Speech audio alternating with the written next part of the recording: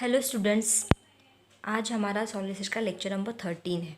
इसके पहले के लेक्चर में हमने पैकिंग इफिशिएंसी देखा था, लेकिन वो देखा था हमने एससीसी टाइप में, मतलब सिंपल क्यूबिक यूनिट सेल में पैकिंग इफिशिएंसी कितना परसेंट होता है, ये वो हमने फाइंड आउट किया था। अब हमारा नेक्स्ट पॉइंट है packing efficiency in body centre cubic lattice, मतलब जब क्रिस्टलाइन सॉलिड बेसिसी टाइप के यूनिट से बना होता है या फिर उसका बॉडी सेंटर क्रिस्टल लैटाइस अगर होता है तो उसमें पैकिंग एफिशिएंसी कितनी होती है, मतलब कितने परसेंट में या फिर कितने फ्रैक्शंस में टोटल वॉल्यूम कवर अप किया जाता है, मतलब कितना टोटल में से कितना परसेंटेज का जो है वो पार्टिकल से कवर अप है और कितना पार्टिकल कितना अनऑक्युपाइड एरिया है, वो हमें पैकिंग एफिशिएंसी से पता चलता है।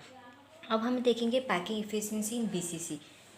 तो आपको पता है कि बीसीसी टाइप का, अब हम पूरा सॉलिड देखेंगे तो सॉलिड में से हम सिर्फ क्या करेंगे, उसका एक क्रॉस सेक्शन एरिया लेके एक यूनिट सेल को निकालेंगे, ठीक है। और जब हम बीसीसी टाइप के यूनिट सेल का क्रॉस सेक्शन एरिया निकालते हैं, आपको ऑलरेडी पता है कि जनरली यूनिट सेल जो है वो क्यूबिक शेप का, तो ऑब्वियसली उसके 8 कॉर्नर्स रहेंगे। और आपको पता है कि एज पर रूल जब यूनिट सेल को हम क्रॉस सेक्शन में निकालते तो हमें पता चलता है कि यूनिट सेल के हर एक कॉर्नर पे ओनली 1/8 पार्टिकल, जितने भी कॉर्नर्स है उस हर एक कॉर्नर्स पे 1/8 पार्टिकल प्रेजेंट होता है और उनको मिला के कंप्लीट 1 पार्टिकल बनता है। लेकिन ये बीसीसी टाइप का यूनिट सेल है तो इसका मतलब कॉर्नर्स के साथ साथ बॉडी के अंदर भी पार्टिकल है, मतलब हर एक कॉर्नर का 1/8 पार्टिकल तो एज इट इज़ है, उनको मिला के तो 1 पार्टिकल बनेगा ही, but at the same time 1 complete particle is present in the body of that unit cell. उसके बॉडी के अंदर भी एक 1 पार्टिकल कंप्लीट पार्टिकल प्रेजेंट रहेगा, ठीक है। तो इसका मतलब बीसीसी में टोटल नंबर ऑफ पार्टिकल्स कितने हैं, 2 पार्टिकल्स आर प्रेजेंट देयर। और इन केस ऑफ स्पीयर अगर बोलेंगे तो there are the 2 sphere in BCC type of unit cell, ठीक है।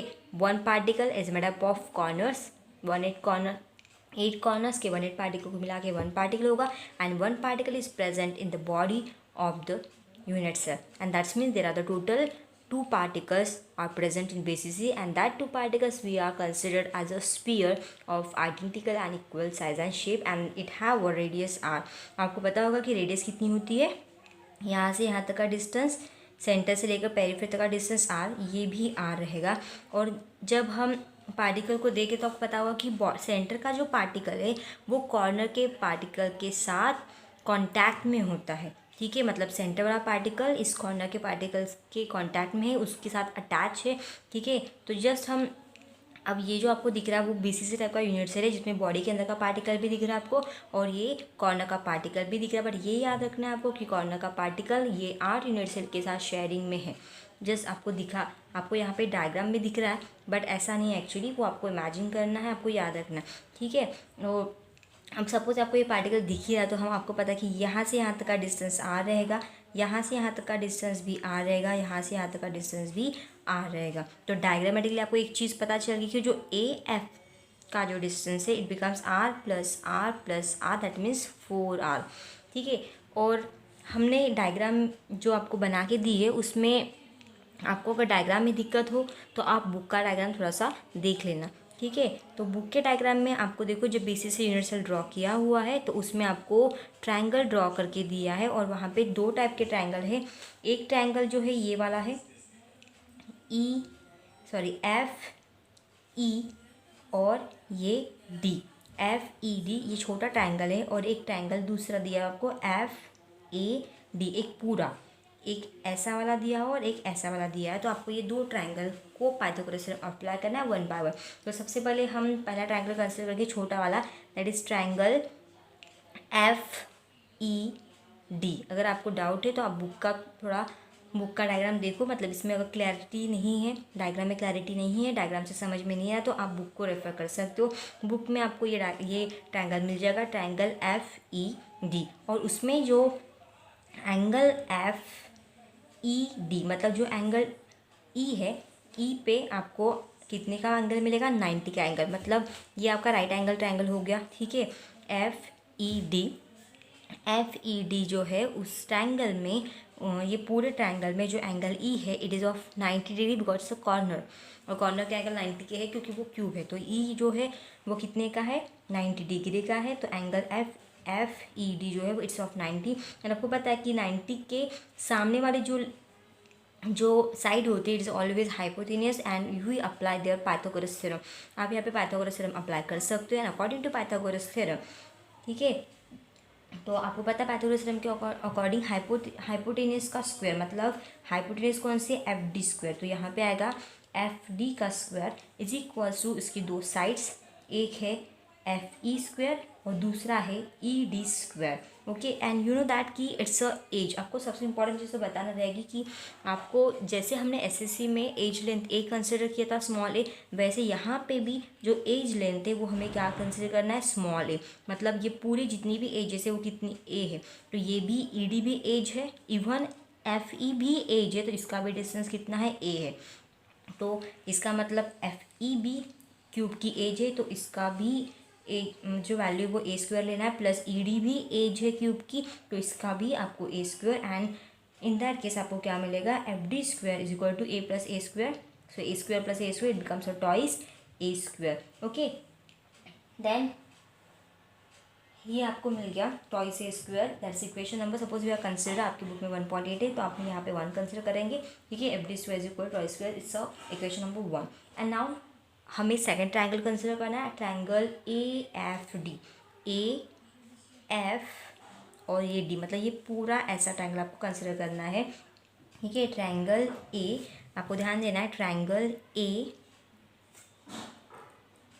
एफ एंड डी मतलब आपको ये वाला ट्रायंगल कंसिडर करना है। ओके ए एफ डी ये ट्रायंगल कंसिडर करना है और एफ डी में जो एंगल जो डी है इट इज़ ऑफ 90 मतलब ये जो एंगल है वो कितने का है, इट इज़ ऑफ 90 डिग्री। तो आपको ध्यान रखना है एंगल ए डी एफ बोलो या ए एफ डी तो नहीं बोलते क्योंकि डी एंगल जो है वो 90 का, उसको बीच में लेना पड़ेगा। तो एंगल ए डी एफ जो है वो कितने का है, it is of 90 degree. And again आपको पता है कि इसके सामने वाली साइड मतलब ए एफ तो वो पाइथागोरस है तो हम उसको पाइथागोरस थ्योरम अप्लाई कर सकते, सॉरी हाइपोटेनस है तो हम उसको पाइथागोरस थ्योरम अप्लाई कर सकते हैं। तो हम इसको पाइथागोरस थ्योरम अप्लाई करेंगे इस ट्रायंगल में, ट्रायंगल ए एफ डी एक बार टैली कर लेना, ए एफ और डी, ठीक है। और इस डी में डी एंगल जो है it is of 90 degree. Okay then apply the Pythagoras theorem इसके सामने वाली साइड मतलब hypotenuse that is A F square is equal to ये ए एफ स्क्वायर हो गया। उसके बाद दूसरी ये F d square plus A D square, F d square plus A D square. Okay and आपको पता होगा कि इक्वेशन नंबर 1 जो आपने इसको दिया है तो उसमें आपको एफ डी की वैल्यू ऑलरेडी पता है तो हम डायरेक्टली पुटअप करेंगे फ्रॉम इक्वेशन नंबर 1 हम लिखेंगे ए F square that is your hypotenuse, F d square it is from equation number 1 that is twice a square and plus A D square.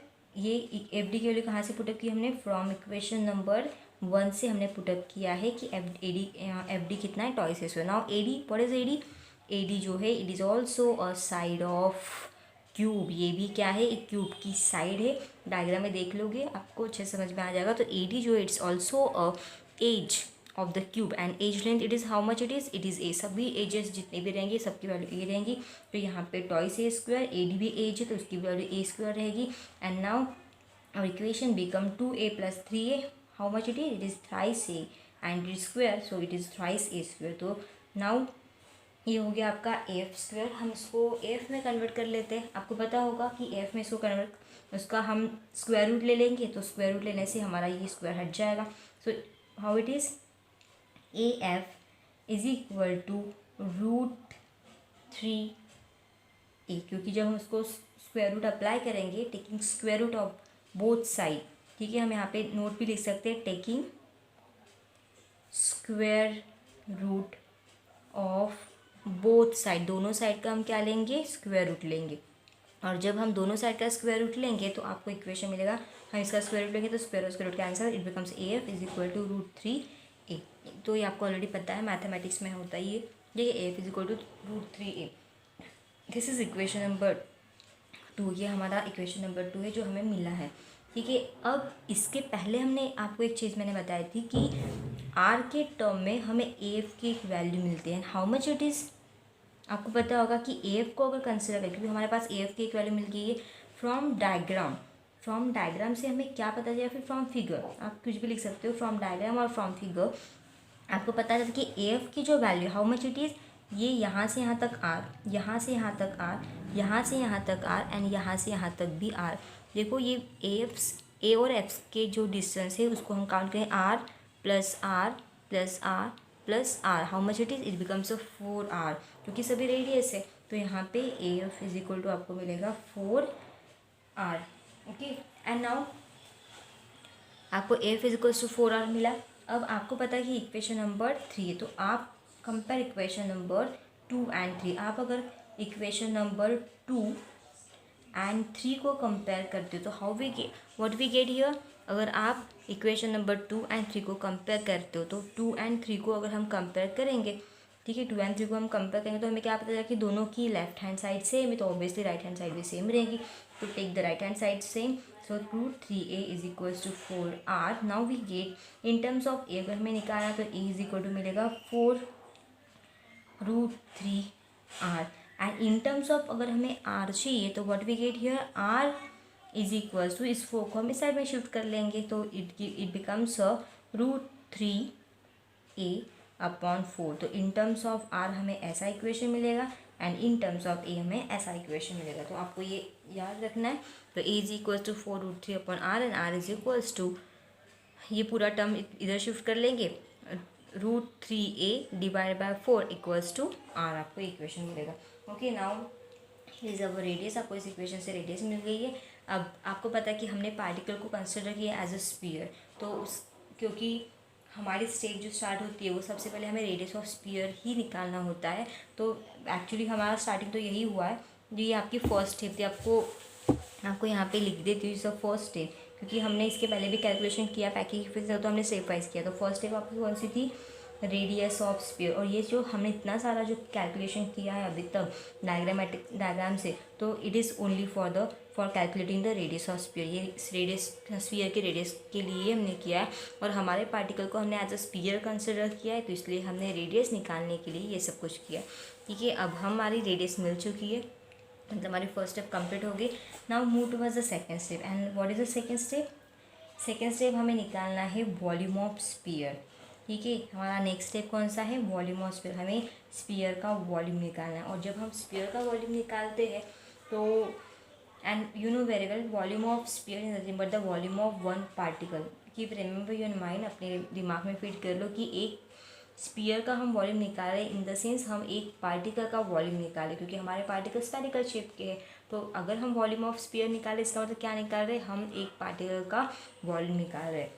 तो आप दोनों में से कुछ भी टर्म लिख सकते हो। तो हमारी ये नेक्स्ट स्टेप है वॉल्यूम ऑफ स्पीयर। एंड आपको रेडियस तो पता ही है, तो सबसे पहले हम लिखेंगे volume of sphere. And what is the volume of sphere, आपको पता है कि एक स्पीयर का वॉल्यूम हमें मैथमेटिकल टर्म में पता है, it's a formula of volume of sphere, it's a 4/3 pi r cube. It's a formula for the volume of sphere. Okay, हम ये नेक्स्ट पेज पे कंटिन्यू करते हैं। ठीक है, अब वॉल्यूम ऑफ स्पीयर को हम वॉल्यूम ऑफ पार्टिकल भी कंसिडर कर सकते हैं, आपको पता है। तो instead of writing volume of particle sphere, हम वॉल्यूम ऑफ वन पार्टिकल लिख लेते हैं। ओके, नाउ हमारा मेन पॉइंट,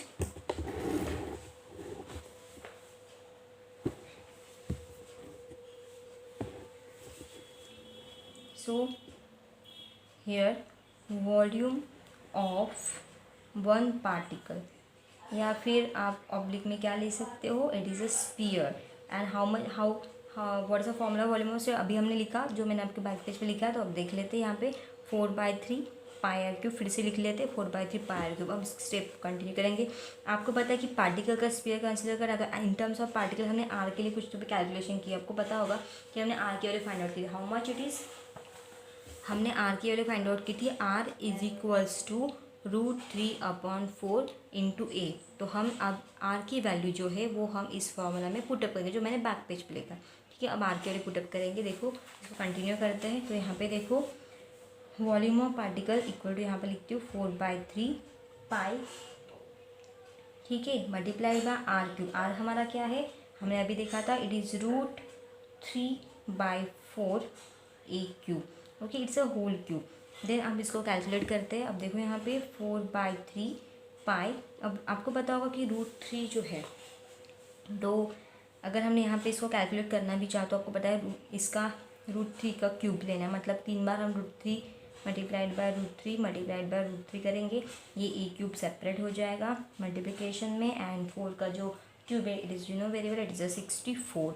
ओके, नाउ ये रूट गेट कैंसिल, क्योंकि जब हम इसका स्क्वायर करते हैं तो 2 रूट कैंसिल हो जाएंगे। ठीक है, आपको कैलकुलेशन पता होगा, जैसे मैं यहाँ पे साइड में करके बताती हूँ। जैसे √3 इंटू √3 है, तो यहाँ पे हो जाएगा √3 का स्क्वायर, ये स्क्वायर और ये स्क्वायर रूट कैंसिल हो जाता है, तो इट बिकम्स 3। तो ऐसा कैलकुलेशन किया तो यहाँ पे सिर्फ 3 बचता है, तो ये आपका √3 है। तो मैंने इसको √3 को अगर मल्टीप्लाई कर दिया तो इसका स्क्वायर रूट का स्क्वायर हो जाएगा, और स्क्वायर रूट और स्क्वायर कैंसिल हो जाते हैं, तो बचता है 3। तो यहाँ पे इन दोनों को मिला के 3 आएगा। ठीक है, तो ये हमारा, और 4 से हम इसको डिवाइड कर सकते हैं। 4 16 ज़ा 64, वेरिएबल 4 16 ज़ा 64, तो ये भी कम हो गया। अब बचा क्या है ऊपर फिलहाल पाई बचा है, 3 बचा है, और ये √3 भी बचा है, और ये दोनों मिला के कितना आता है हमारा 3 आता है। तो मल्टीप्लाइड बाय 3 इंटू ये आपका ए क्यूब मल्टीप्लिकेशन में रहेगा ही, और डिवाइड बाय आएगा आपका 16। अब देखो ये 3 और ये 3 गेट कैंसिल। अभी बचा क्या हमारे पास बचा है पाई √3 डिवाइडेड बाय 16, और साथ में ए क्यूब भी है, तो ये यहाँ पे आ जाएगा। इसको अच्छे से लिख लेते हैं, it is √3 pi a cube divided bye 16। It's a volume of 1 particle और 1 sphere, it's a volume of 1 particle, ये एक पार्टिकल का वॉल्यूम है जो हमें मिला है। √3 pi q divide by 16। Calculation I hope आपको समझ में आ गया होगा। ठीक है, जैसे सिंपल, आप दोबारा देख लेना वीडियो को तो आपको क्लियर हो जाएगा। √3 पाई क्यूब बाय 16। अब ये हो गया वॉल्यूम ऑफ 1 पार्टिकल और 1 स्फीयर। ठीक है, अब 1 पार्टिकल का वॉल्यूम मिल गया, तो हमारी नेक्स्ट स्टेप कौन सी होती है? नेक्स्ट स्टेप जो है इट्स अ वॉल्यूम ऑफ, हमारी थर्ड स्टेप रहेगी volume of total volume of particles. तो हमारी नेक्स्ट स्टेप रहेगी टोटल वॉल्यूम ऑफ पार्टिकल। तो पहले हमें देखना पड़ेगा कि क्यूब में टोटल पार्टिकल्स कितने, तब जाके हम टोटल वॉल्यूम निकालेंगे। हमें एक पार्टिकल का वॉल्यूम तो पता है, बट हमें पहले पता करना पड़ेगा कि BCC में टोटल पार्टिकल्स कितने हैं, एंड देन हम कैलकुलेट कर सकते हैं total volume of the particle. तो आपको पता है कि BCC में टोटल पार्टिकल्स कितने होते हैं? 2 पार्टिकल्स होते हैं। तो इसका मतलब क्या है कि हमें टोटल वॉल्यूम निकालने के लिए टोटल वॉल्यूम ऑफ पार्टिकल निकालने के लिए हमें एक पार्टिकल के वॉल्यूम को 2 से मल्टीप्लाई करना पड़ेगा। 2 इंटू वॉल्यूम ऑफ 1 पार्टिकल। ठीक है, अब एक पार्टिकल का वॉल्यूम हमें पता है, और हमारे टोटल 2 पार्टिकल है, 2 से उसको मल्टीप्लाई कर दो तो हमें टोटल वॉल्यूम मिल जाएगा, क्योंकि पूरे BCC में 2 ही पार्टिकल है। तो हमें एक का वॉल्यूम पता है, ठीक है, हमें 2 का निकालना है, तो 2 से हम इसको एक के वॉल्यूम को मल्टीप्लाई कर देंगे तो हमें टोटल वॉल्यूम मिल जाएगा। ठीक है, सो 2 into √3 pi a cube divide by 6। समझ में आया स्टेप? हमें क्या निकालना है? Total volume of particle. हमें पूरे पार्टिकल का निकालना है। हमने पहले एक का तो वॉल्यूम निकाल दिया, बट हमें पूरे पार्टिकल जितने भी उसके अंदर प्रेजेंट है उसका निकालना है। ठीक है, तो हमें पता है कि BCC में 2 ही पार्टिकल है, तो एक के वॉल्यूम को हम 2 से मल्टीप्लाई कर देंगे तो हमें पूरे दोनों पार्टिकल का वॉल्यूम मिल जाएगा, मतलब हमें टोटल वॉल्यूम मिल जाएगा, जो कि हमने किया 2 से एक पार्टिकल का जो वॉल्यूम हमने निकाला है √3 पाई क्यू डिवाइड 16, इससे हमने इसको मल्टीप्लाई कर दिया तो हमें टोटल वॉल्यूम ऑफ पार्टिकल मिल जाएगा। मतलब टोटल वॉल्यूम ऑफ पार्टिकल निकालने के लिए हमारे पास 2 पार्टिकल्स है, और 2 पार्टिकल का वॉल्यूम जो है वो हमें निकालना है। मतलब हमें एक का पता है तो एक से हम 2 का निकाल सकते हैं, तो हमने 2 से मल्टीप्लाई कर दिया उसको। अब 2 8 ज़ा 16, इसको डिवाइड कर दो। अब ऊपर कुछ बचा नहीं है, यहाँ पे √3 है, यहाँ पे पाई है, यहाँ पे ए क्यूब है, डिवाइडेड बाय 8 है। ठीक है, it's our total volume of particles. हमें टोटल पार्टिकल का वॉल्यूम मिल गया, मतलब दोनों पार्टिकल अगर है, 2 पार्टिकल अगर उसके अंदर है तो दोनों पार्टिकल मिला के टोटल वॉल्यूम कितना हो जाता है?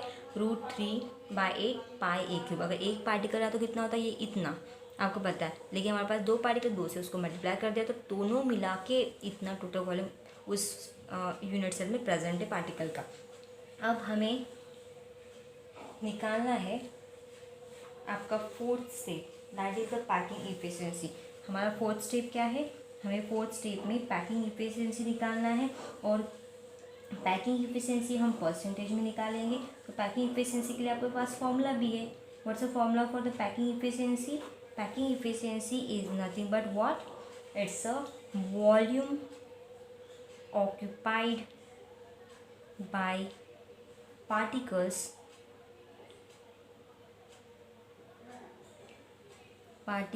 divided by total volume and multiplied by 100। ये आपको पता होगा, total volume occupied by the particles divide by total volume multiplied by 100। Okay, now हम वॉल्यूम लिख लेंगे। Volume occupied by the particle कितना आपको बताइए आप? टोटल वॉल्यूम जो दो पार्टिकल्स ने ऑक्यूपाई वो कितना किया है? बीसीसी में दो पार्टिकल्स है और दोनों पार्टिकल मिला के इतना वॉल्यूम ऑक्यूपाइड किया, इतना √3 pi a cube divided by 8। Okay, now total volume how much it is?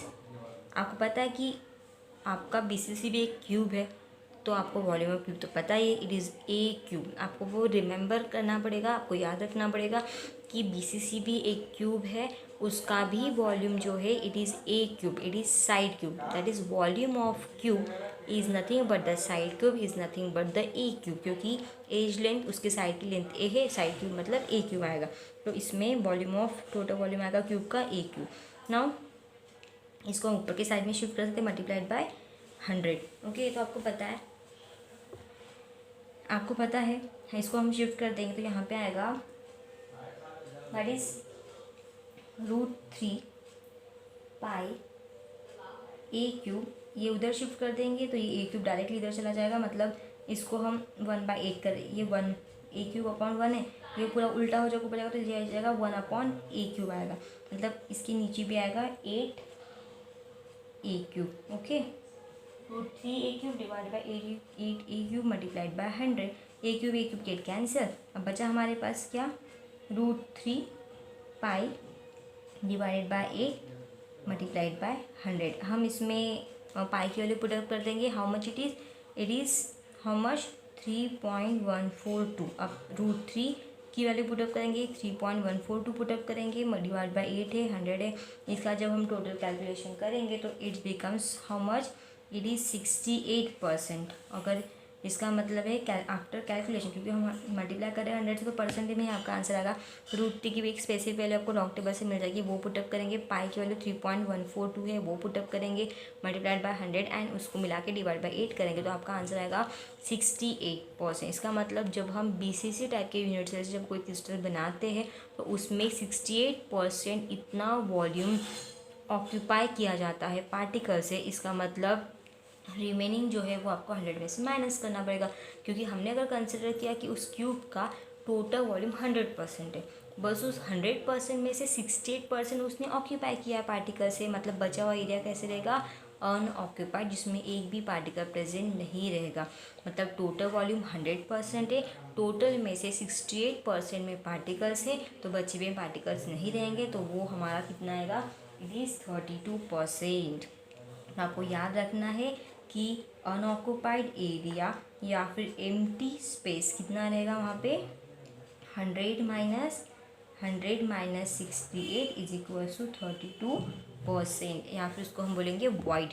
Okay, empty space और unoccupied area how much it is, अगर हमने कंसिडर किया कि टोटल 100% है और 100% में से 68% में पार्टिकल्स प्रेजेंट है, 32% एरिया वहाँ पे अनऑक्यूपाइड रहेगा जिसमें पार्टिकल्स नहीं रहेंगे। मतलब उस बीसीसी टाइप के यूनिट सेल में पैकिंग इफिशिएंसी 68% है एंड 32% अनऑक्यूपाइड एरिया प्रेजेंट रहता है। एज कम्पेयर टू एससीसी, इसमें पार्टिकल थोड़े टाइटली पैक रहेंगे क्योंकि उसकी पैकिंग इफिशिएंसी ज़्यादा है as compare to SCC. Simple cubic crystal में पैकिंग सिर्फ ओनली 52% थी और यहाँ पे 68% है, मतलब इसमें पैकिंग इफिशिएंसी ज़्यादा, तो पार्टिकल ज़्यादा टाइटली हेल्ड रहेंगे। ठीक है, तो ये हो गया हमारा आज का बीसीसी का। आई होप आपको बीसीसी टाइप का यूनिट सेल समझ में आ गया होगा। इसके बाद के लेक्चर में हम देखेंगे एफसीसी का। Okay, and it is very simple. ठीक है, एंड इसके जैसा ही आपका एफसीसी भी रहेगा। सो आई होप आपको ये समझ में आ गया होगा, और इसके लिए आप थोड़ा प्रैक्टिस भी करो और खुद कैलकुलेट करके देखो तो आपको ये ज़्यादा अच्छे से समझ में आ जाएगा। ठीक है। और कोई फिर से डाउट है तो आप उससे एक बार इस वीडियो को देख लोगे तो आपको क्लियर हो जाएगा। Okay, thank you.